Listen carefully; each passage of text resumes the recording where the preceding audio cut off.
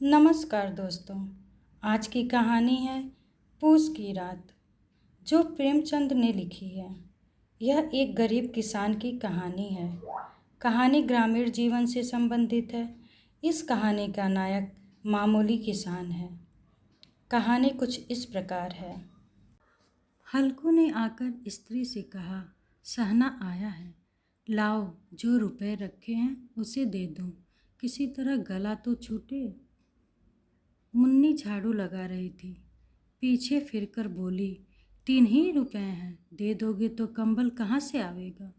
माघ पूस की रात हार में कैसे कटेगी। उससे कह दो फसल पर दे देंगे, अभी नहीं। हल्कू एक क्षण अनिश्चित दशा में खड़ा रहा। पूस सिर पर आ गया। कंबल के बिना हार में रात को वह किसी तरह सो नहीं सकता, मगर सहना मानेगा नहीं।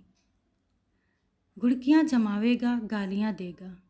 भला से जाड़ों में मरेंगे, बला तो सिर से टल जाएगी। यह सोचता हुआ वह अपना भारी भरकम ढील लिए हुए, जो उसके नाम को झूठ सिद्ध करता था, स्त्री के समीप आ गया और खुशामद करके बोला, दे दे, गला तो छूटे, कंबल के लिए कोई दूसरा उपाय सोचेंगे।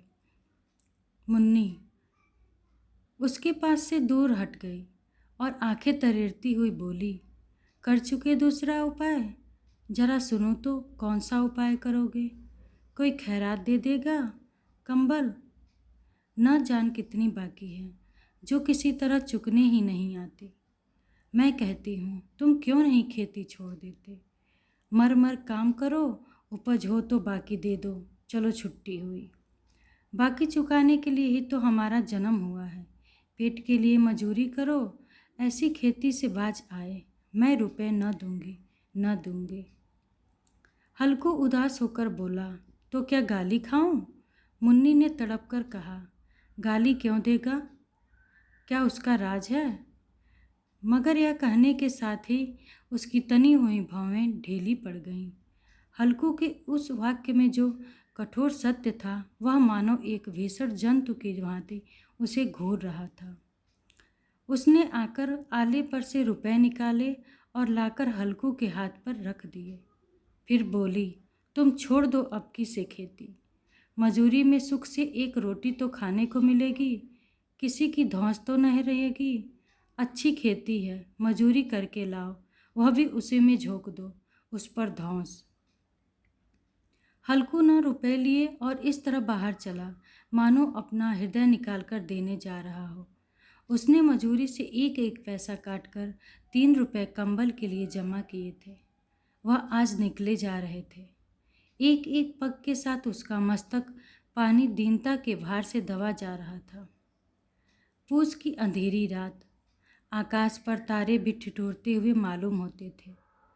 हल्कू अपने खेत के किनारे ऊख के पतों की एक छतरी के नीचे बांस के खटाले पर अपना पुराने गाढ़े चादर ओढ़े पड़ा कांप रहा था। खाट के नीचे उसका संगी कुत्ता जबरा पेट में मुंह डाले सर्दी से कूं कूं कर रहा था। दोनों में से एक को भी नींद नहीं आ रही थी।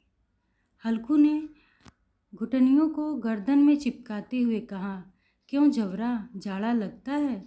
कहता तो था घर में पुआल पर लेट रह, तो यहाँ क्या लेने आए थे। अब खाओ ठंड, मैं क्या करूँ। जानते थे मैं यहाँ हलवा पूरी खाने आ रहा हूँ। दौड़े दौड़े आगे आगे चले आए, अब रो नानी के नाम को। जबरा ने पड़े पड़े दुम हिलाई और अपनी कुकू को दीर्घ बनाता हुआ कहा, कल से मत आना मेरे साथ, नहीं तो ठंड हो जाएगी। यह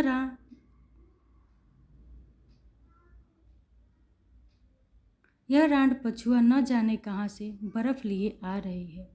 उठो फिर एक चीलम भरूं, किसी तरह रात तो कटे। 8 चीलम तो पी चुका, यह खेती का मजा है। और एक भगवान ऐसे पड़े हैं जिनके पास जाड़ा आए तो गर्मी से घबरा कर भागे।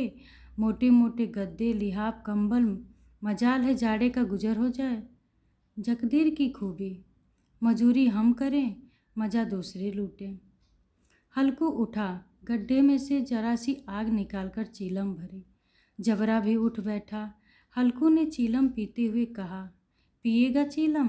जाड़ा तो क्या जाता है, हाँ जरा मन बदल जाता है। जबरा ने उनके मुंह की ओर प्रेम से छलकते हुए आंखों से देखा। हल्कू आज और जाड़ा खा ले, कल से मैं यहाँ पुआल बिछा दूंगा, उसी में घुसकर बैठना, तब जाड़ा न लगेगा। जबरा ने अपने पंजों उसकी घुटनियों पर रख दिए और उसके मुंह के पास अपना मुंह ले गया। हल्कू को उसकी गर्म सांस लगी। चीलम पीकर हल्कू फिर लेटा और निश्चय करके लेटा कि चाहे कुछ भी हो, अब की सो जाऊंगा। पर एक ही क्षण में उसके हृदय में कंपन होने लगा। कभी इस करवट लेटता, कभी उस करवट, पर जाड़ा किसी पिशाच की भांति उसकी छाती को दबाए हुए था। जब किसी तर न रहा गया, उसने जबरा को धीरे से उठाया और उसको सिर पर थपथपाकर अपनी गोद में सुला लिया।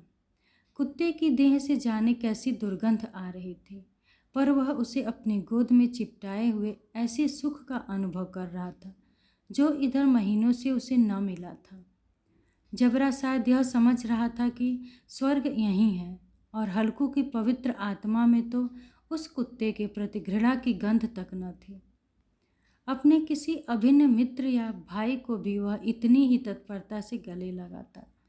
वह अपनी दीनता से आहत न था जिसने आज उसे इस दशा को पहुंचा दिया। नहीं, इस अनोखी मैत्री ने जैसे उसकी आत्मा के सब द्वार खोल दिए थे और उनका एक एक अणु प्रकाश से चमक रहा था। सहसा जबरा ने किसी जानवर की आहट पाई। इस विशेष आत्मीयता ने उसे एक नई स्फूर्ति पैदा कर दी थी जो हवा के ठंडे झोंकों को तुच्छ समझती थी। वह झपटकर उठा और छपरी से बाहर आकर भूखने लगा। हल्कू ने उसे कई बार चूमकर बुलाया, पर वह उसके पास न आया। हार में चारों तरफ दौड़ दौड़कर भूखता रहा। एक क्षण के लिए भी आ जाता तो तुरंत ही फिर दौड़ता। कर्तव्य उसके हृदय में अरमान की भांति ही उछल रहा था। 1 घंटा और गुजर गया। रात ने शीत को हवा से धधकाना शुरू किया। हल्कू उठ बैठा और दोनों घुटनों को छाती से मिलाकर सिर को उसमें छिपा लिया। फिर भी ठंड कम न हुई। ऐसा जान पड़ता था सारा रक्त जम गया है, धमनियों में रक्त की जगह हिम बह रही है। उसने झुककर आकाश की ओर देखा। अभी कितनी रात बाकी है। सप्तर्षि अभी आकाश में आधे भी नहीं चढ़े। ऊपर आ जाएंगे तब कहीं सवेरा होगा। अभी पहर से ऊपर रात है। हल्कू के खेत से कोई एक गोली के टप्पे पर आमों का एक बाग था। पतझड़ शुरू हो गई थी। बाग में पत्तियों का ढेर लगा हुआ था। हल्कू ने सोचकर चलकर पत्तियां बटोरूं और उन्हें जलाकर खूब तापूं। रात को कोई मुझे पत्तियां बटारते देख तो समझे कोई भूत है। कौन जाने कोई जानवर ही छिपा बैठा हो, मगर अब तो बैठे नहीं रहा जाता।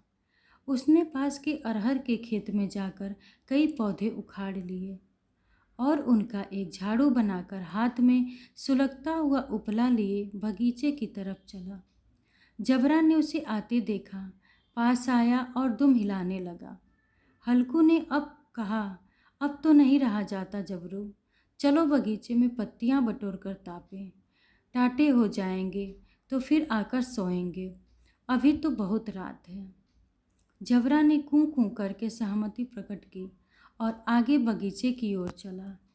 बगीचे में खूब अंधेरा छाया हुआ था और अंधकार में निर्दय पवन पत्तियों को कुचलता हुआ चला जाता था। वृक्षों से ओस की बूंदें टप टप नीचे टपक रही थी। एकाएक एक झोंका मेहंदी के फूलों की खुशबू लिए हुए आया।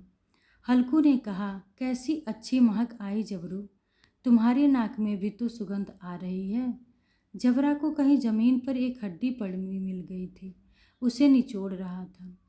हल्कू ने आग जमीन पर रख दी और पत्तियां बटारने लगा। जरा देर में पत्तियों का ढेर लग गया था। हाथ ठिठुरे जाते थे, नंगे पांव गले जाते थे और वह पत्तियों का पहाड़ खड़ा कर रहा था। इसी अलाव में वह ठंड को जलाकर भस्म कर देगा। थोड़ी देर में अलाव जल उठा।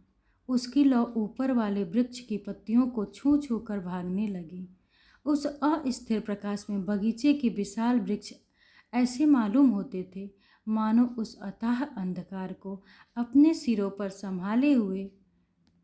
अंधकार के उस अनंत सागर में यह प्रकाश एक नौका के समान हिलता मचलता हुआ जान पड़ता था। हल्कू अलाव के सामने बैठा आग ताप रहा था। एक क्षण में उसने दोहर उतारकर बगल में दबा ली, दोनों पांव फैला दिए मानो ठंड को ललकार रहा हो।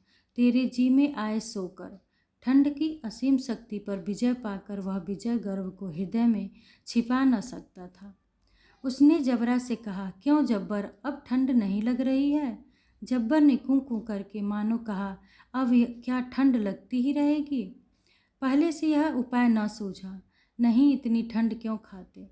जब्बर ने पूंछ हिलाई। अच्छा, आओ इस अलाव को कूदकर पार करें, देखे कौन निकल जाता है। अगर जल गए बचा तो मैं दवा न करूँगा। जब्बर ने उस अग्नि राशि की ओर कातर नेत्रों से देखा। मुन्नी से कल न कह देना, नहीं लड़ाई करेगी। यह कहता हुआ वह उछाल और अलाव के ऊपर से साफ निकल गया। पैरों में जरा लपट लगी, पर वह कोई बात न थी। जबरा आग के इर्द गिर्द घूमकर उसके पास आ खड़ा हुआ। हल्कू ने कहा, चलो चलें, इसकी सही नहीं, ऊपर से कूद कर आओ। वह फिर कूदा और अलाव के इस पार आ गया। पत्तियां जल चुकी थीं। बगीचे में फिर अंधेरा छा गया था। राख के नीचे कुछ कुछ आग बाकी थी, जो हवा का झोंका आने पर जरा जाग उठती थी, पर एक क्षण में भी आंखें बंद कर लेती थी। हल्कू ने फिर चादर ओढ़ ली और गर्म राख के पास बैठा हुआ एक गीत गुनगुनाने लगा। उसके बदन में गर्मी आ गई थी, पर ज्यों-ज्यों शीत बढ़ती जाती थी उसे आलस से दबाए लेता था। जबरा जोर से भौंक कर खेत की ओर भागा। हल्कू को ऐसा मालूम हुआ कि जानवरों का एक झुंड खेत में आया है। शायद नील गायों का झुंड था।